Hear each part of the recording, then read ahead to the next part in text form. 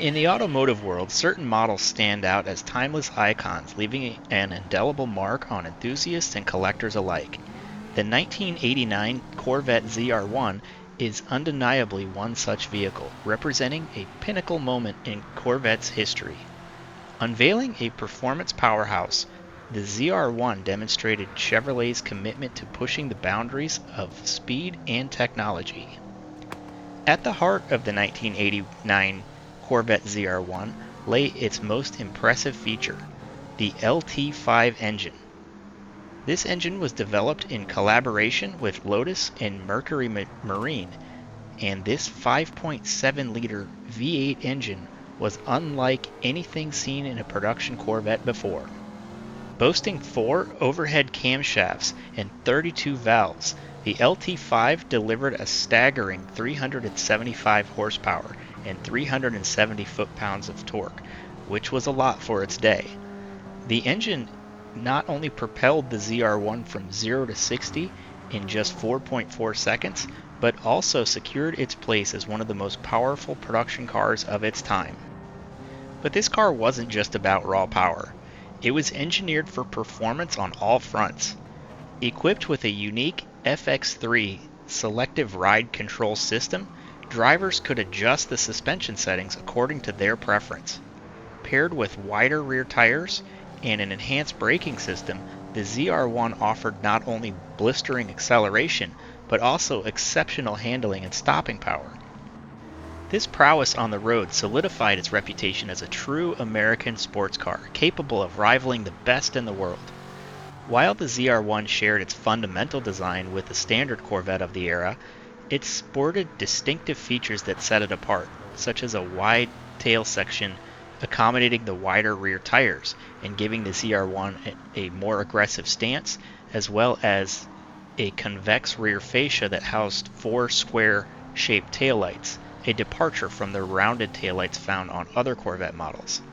These subtle design changes subtly hinted the extraordinary capabilities that lay beneath the surface. The Corvette Z-R1 was not just about brawn, it was a showcase of cutting-edge technology. The Lotus-designed engine was a masterpiece of engineering and featured a unique air management system that automatically adjusted the engine's performance based on driving conditions. Additionally, the Z-R1 boasted an advanced Bosch ABS anti-lock braking system, further enhancing its safety and stability.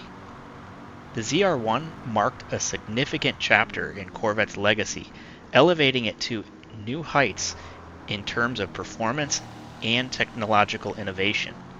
Its impact was not limited to the automotive world. The Z-R1 also played a pivotal role in reshaping the perception of American sports cars on the global stage. The Corvette Z-R1 remains a shining example of American automotive ingenuity, with its groundbreaking LT5 engine, exceptional performance capabilities, and innovative technology. The Z-R1 captured the hearts of enthusiasts and solidified its place in the pantheon of automotive legends. Today, the 1989 Corvette Z-R1 stands as a symbol of an era when American sports cars could not only compete with the best from Europe, but surpass them in both power and precision. Now let's go ahead and take this thing to Tokyo and see how it handles our lap.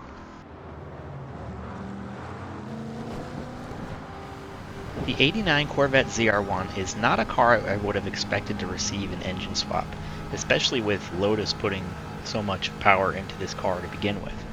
After the factory engine is fully modded, the car can actually struggle to get the power to the ground with the engine it came with. Fully built, it ends up with 794 performance points, so it's just about optimized for GT3 races. In this form, the ZR1 has 849 horsepower and 626 foot-pounds of torque. The weight of the vehicle comes in at 2,564 pounds, so it's got a pretty solid power-to-weight ratio. But with that being said, I used this car in a detuned form to take on the Bathurst 700, and it struggled to keep up with the C8 Corvette in the straights. But it did end up ahead of the C8 here on our Tokyo lap, as you'll soon see. After the 3 laps, we saw around 10% wear to the front tires and around 20% wear to the rears.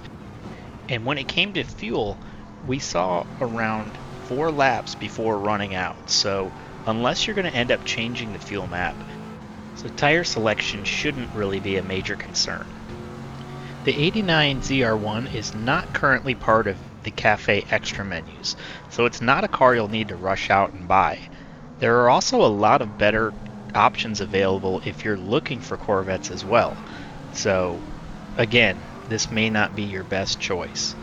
But I did enjoy driving the car, and the futuristic for the late 80s dash brought back a lot of good memories. We ended up crossing the line at 1 minute 51 seconds .067. So overall, not a bad time. Let's go ahead and throw in the newer ZR1 motor, and we can see how it compares.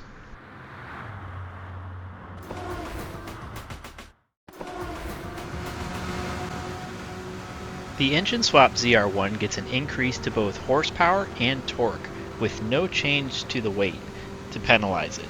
So on the surface, it seems like an obvious win. But there are a few issues here. The performance points ended up increasing to 823, which is not too significant, but the power increases were not all that significant either. The horsepower jumped up to 1,121, and the torque moved up to 872 foot-pounds. The torque is what you'll notice most of all, and it can cause you issues at slow speeds if you're not mindful of it. This car needs the aerodynamics. This becomes very obvious in hairpins where the aerodynamic downforce disappears.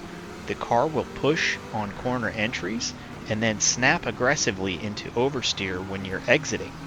To counter this, I was much more cautious in the corners with the throttle, which ended up increasing my lap times. The car is also more destructive to the rear tires, causing 25% wear to the rears over that initial 20% that we saw with the stock motor, and the fronts were a similar 10%, so no complaints there. The fuel usage on this car also increases, and you can only expect around 3 laps out of the swapped ZR1.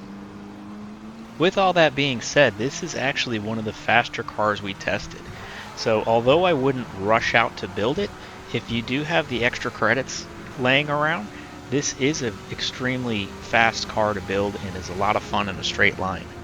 We ended up crossing the line at 1 minute 48 seconds .756, which puts it in 4th place just behind the Pagani Huayra and in front of the engine swapped Mazda 3. This car reminds me of the old Sledgehammer Callaway C4 that was featured in an old computer game called Vet, so there's an added benefit to that as well. I'm grateful for you guys for watching, and please like and subscribe, and we'll catch you in the next one.